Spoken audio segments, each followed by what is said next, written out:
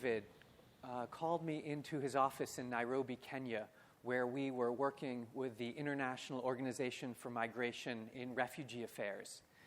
He handed me a list with 112 names on it and told me he was sending me into the Congo on a rescue mission.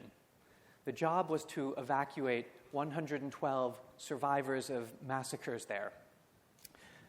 The U.S. government had contracted us to go into the Congo soon after that country's president had said that all people of the Tutsi tribe are the enemy and need to be hunted down and imprisoned and exterminated. The violence that ensued was related in ways to the Rwandan genocide, but it was also about people in power pitting groups against one another. David had spent the past 6 months evacuating people, and on his last mission, Congolese officials had held back 112 survivors, separating many family members. These were just normal people, innocent civilians. Those were the people we were going to get. A Kenyan woman named Sheikha was joining me as my senior partner. She was an operations official with the International Organization for Migration. She'd been on every previous mission. I was 28 years old. I felt very unprepared. I knew that I was absolutely privileged to have this opportunity supported by the U.S. government to go in and protect people who'd faced such extreme violence. Having Sheikha there with me gave me a sense of confidence that I could do this with her. David warned us explicitly that no matter what we did, we couldn't include anybody else on our list beyond the 112. If we tried, he said, Congolese officials would force their own people onto our flight and hold ours back, and anybody that we left behind would be killed. He also warned me that Sheikha had always tried to include additional people, and if she tried this time, I had to stop her. Sheikha and I flew into the Congo, and we hired a car and a driver, and we went out to the protected compound where the 112 were waiting. These big black gates swung open into this 2-acre compound with armed guards standing around. Someone saw Sheikha, and all of a sudden there was a crowd gathered around the car, and they were chanting her name. I remember David telling me that people would be incredibly relieved when they saw us because they'd know there was another flight. But it felt very out of control and scary to me because there were far more people in that compound than we had on our list. Sheikha and I set up a table at the top of a small hill, and the crowd gathered below, and we called people up and took their names and birth dates and photos, which was information that we needed to give to the U.S. government. When we were done and trying to leave, a guy working in the compound with the International Committee for the Red Cross came up to us and said, before you go, you have to go into that tent over there and see a new group of people who just came in.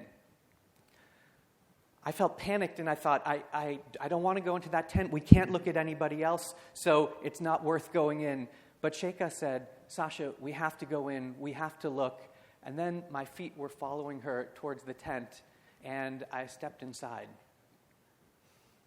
Time seemed to stop in there. I remember it was completely quiet, which seemed impossible because the group consisted of 32 widows and orphans. There wasn't a sound coming from any of them. They had been put in a prison camp 16 months earlier where many of their family members and all the adult males had been killed. They looked emaciated and traumatized. Sheikha leaned over to a little girl holding a doll and said, what's your doll's name? And all of a sudden the doll's eyes opened, and we realized that it was a tiny baby that looked more dead than alive.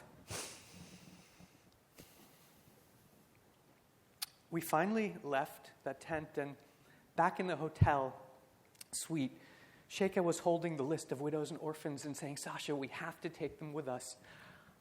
I knew if we tried, we'd have a good chance of losing everybody. But I thought, can I live with myself if we leave these widows and orphans here and they die? No. But can I live with myself if we try to take them and we don't get anybody out and they all die? No. And then I thought about who Sheikha was. She had a lot of experience working with refugee orphans, and she had this pure moral orientation. She did what was right in her heart, and she wasn't concerned about personal gain or need for recognition. And then she said words that changed me. Sasha, we're humanitarians. We're here on the ground now. This is up to us. It's our choice. If we don't do this, these people will be forgotten and they'll die here. This is about us. It's our choice. And in that moment, I trusted her. So I called our boss, David. He got really angry when we told him what we wanted to do. He said, we can't. Congolese officials will force their own people on our flight, and then they'll hold ours back, and we'll get everybody killed. I said, David, I know, I understand, but we have to try. He was quiet. And then he said, okay, this is a U.S. rescue mission. Get the U.S. ambassador's approval and try it. We got the U.S. ambassador's approval, and the next night, our last night, we went to tell the head of Congolese immigration. When we told him we were taking the widows and orphans, he tried to force us to take many of his own people who weren't at risk. And when we said we can't, he threatened us, saying, I'm in charge here. I say who stays and who goes. We'll just see what happens at the airport tomorrow. Those words were terrifying. Back at the hotel later that night, Sheikha and I realized we had another big problem. We had too many people for our flight. But then we thought, all the children are so small and emaciated, we can change their birth dates. And I spent the night making all the 4- and 3-year-olds under 2 so that we could put them on laps of adults. When I was finally finished, I couldn't sleep. I was so wired with fear and exhaustion and the complete uncertainty of it all. I wondered, have we condemned everybody to death with this decision? The next morning, I brought 4 buses, and we had armed guards on each bus to the protected compound, and we boarded everybody. And an hour later, we pulled onto the airport tarmac. Our plane was just 50 feet away. But as the widows and orphans tried to come off the bus, Congolese officials stopped them. I thought, oh, everything that David has warned us about is coming true right now, and I felt helpless. And I looked around, and I saw Sheikha talking to the head of Congolese immigration. About a minute later, it felt like an eternity. They finally let the widows and orphans off the bus, and we boarded the plane, all of us. As we sped down the runway and lifted off the ground, I thought about Sheikha arguing with me in the hotel room, and I felt so thankful. I looked at the 32 widows and orphans packed in with all the rest, and as their eyes met mine, I felt this intense feeling of connection and shared humanity. We brought them all to a refugee camp in Cameroon, where we watched many family members who thought they would never see each other again reunite.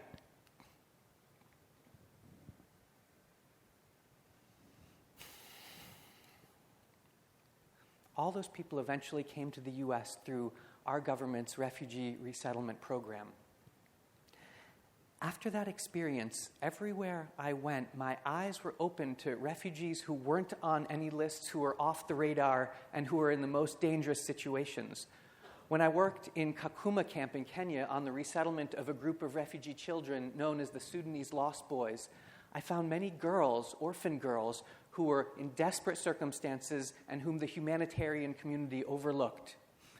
I found situation after situation like that with forgotten and overlooked refugees. The feeling of commitment and devotion that I had for those people eventually led me to start an organization, RefugePoint, to attend to those refugees who are overlooked, forgotten, and in the most perilous situations. That Congo experience was a crucible for me.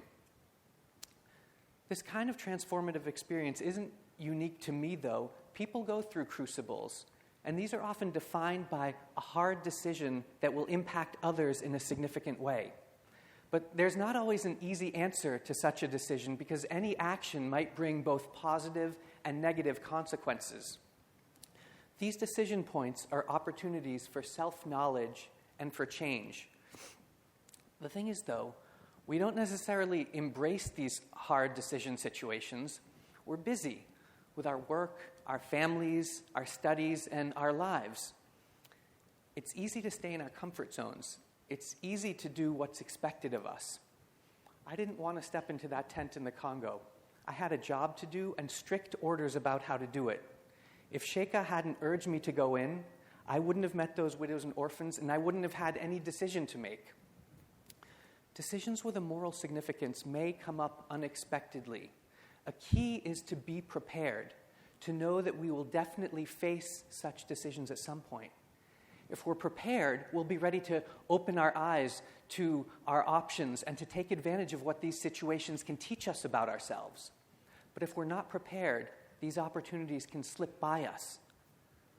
The moral dimension of these situations may be unique to you. Each of us has our own experiences through our family, other relationships, and events in our lives that shape us into who we are. When Sheikha argued with me, it made me look back down the path of my own family history. I saw my great-grandmother there, who had arrived in the U.S. as a refugee from Russia and was a single mother raising children on her own. I thought about why I had gotten into refugee work in the first place and how I had wanted to understand different kinds of refugee situations more deeply. But it's not always enough just to be confronted with a moral dilemma. For me, it wasn't enough just to see those widows and orphans. I was scared. I knew that we were putting ourselves in more danger if we tried to take them. I think ultimately, Sheikha's conviction helped to give me the courage to do what I felt was right. And so it's not just about opening your eyes to hard decisions. You have to have the courage to act. I think these kinds of decision situations, these crucibles, are at the very heart of becoming a leader. They can help to illuminate our own values. Our values can in turn guide our actions and bring out and sharpen our distinctive competences, those things that we are particularly good at and suited for. Benjamin Mays, a father of the civil rights movement, a person Martin Luther King Jr. called a spiritual mentor and intellectual father, famously said, "We are each born into this world to do something unique.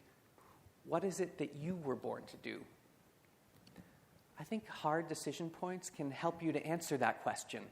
And while there might not always be an easy answer, if you consult yourself and your own sense of compassion and empathy, then you'll be more likely to find the right decision for you. The sociologist James Q. Wilson wrote that our moral sense is not a strong beacon light. It is rather a small candle flame, flickering and sputtering in the strong winds of power and passion, greed and ideology. But brought close to the heart and cupped in one's hands, it dispels the darkness and warms the soul. I found my moral core, and really what I would say is my calling, in that tent in the Congo. My situation was unique. I was so privileged to have that opportunity and to watch so many family members reunite when we arrived in that refugee camp in Cameroon. Chances are you won't be challenged in the same way that I was, but you will be challenged. You will face your own hard decision point, your own crucible. Be ready for it. Be prepared to open your eyes to it. Use it as an opportunity to understand yourself even more and take courage to do what you feel is right. We can find what we're most suited for in these crucibles and become the moral architects of our own lives. And when you act with the conviction of your values, you uncover your distinct competences and open up new opportunities. The world is full of hard dilemmas right now. So be on the lookout. Be ready for those challenges that connect you with your deepest and truest moral values. Thank you.